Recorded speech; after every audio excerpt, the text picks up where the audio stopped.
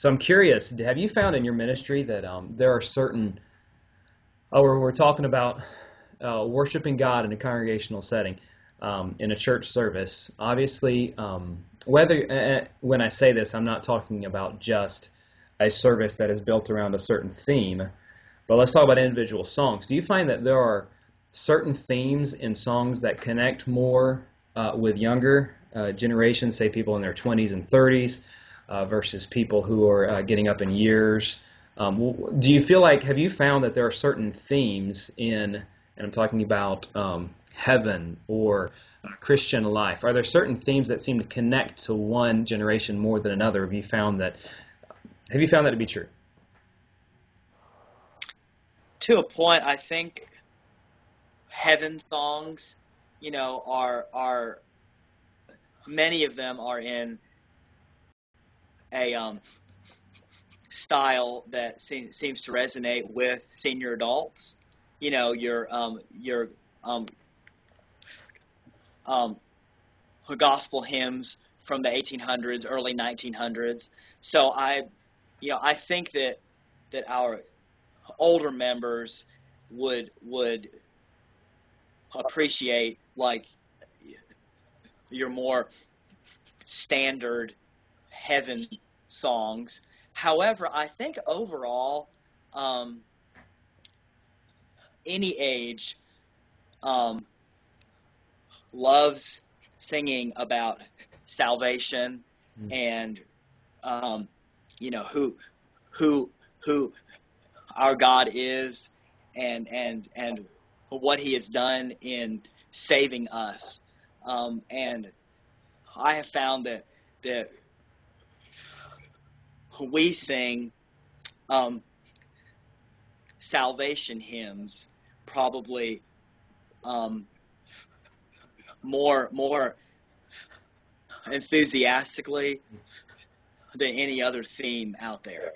So in and can it be in Christ alone, hymns that just speak of our salvation seem to resonate with everyone across the board, and that's a good thing. I mean, that's the theme of our song, for forever will be, worthy is the Lamb who was slain, and that's the heart of the gospel. So I kind of got a little bit ahead of myself here, so I'm going to back up a little bit, and we've kind of answered a little bit of the challenge before talking about the challenge. Speak a little bit about the challenge or the challenges that are there in having many different generations in one church worshiping together. What are some of the challenges you see? Well, I think that younger people are used to having church spoon-fed for them. And when you say younger people, are you still including us or not? I'm just kidding.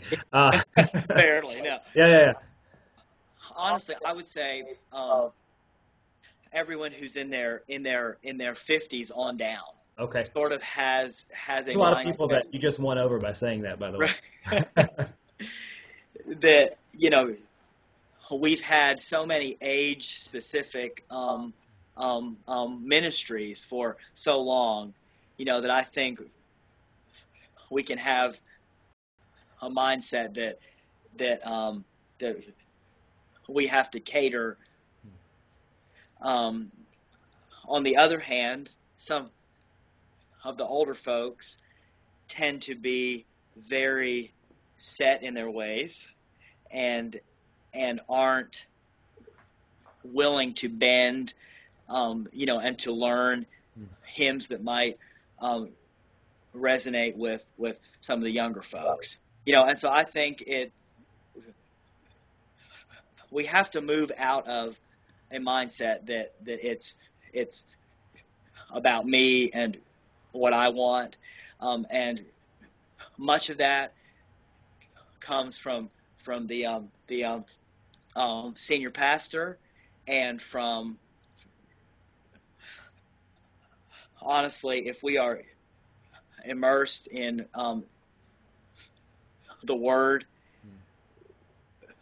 much of that is secondary, and our senior pastor is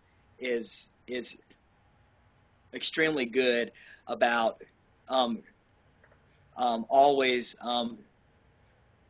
reminding our folks that this is not your church, it's God's church, and having that from the pulpit helps to ease a lot of the generational issues that may arise. How hard have you found it is to, of course, you just said that a lot of that does fall on the senior pastor to communicate that. How difficult is it for people to understand the difference between right and wrong versus just understanding that what they like might just be their preference? Have you found it difficult for people to find that distinction? Theological people, no. Shallow people, yes. Okay, so the more someone matures, short answer. Yeah. Yeah. And also one thought, and I'll just interject, that I have been, God has helped me with recently is that I imagine you mentioned that the older generation is very set in their ways. And I have a hunch that when we get there, we'll probably be the same way. So the Lord. Oh, absolutely. Oh yeah, the Lord has helped me to understand a little bit more recently. That's just a natural progression in life. That when you get to be in the older age, you want to remember the past, and you want to connect with what you connected with when you were first growing as a Christian and you were young in your life. So I think we also need to be very gracious as young men with the older generation, just like we expect them to be gracious with us and bringing in newer hymns. So that goes both ways. Honestly, I have seen a lot of the older folks actually might be balking some at old hymns pre 1800s gospel hymns. Like for instance, if I do a hymn such as "O Worship the King," a lot of our older people haven't sung that as much as like our generation, because a lot of them were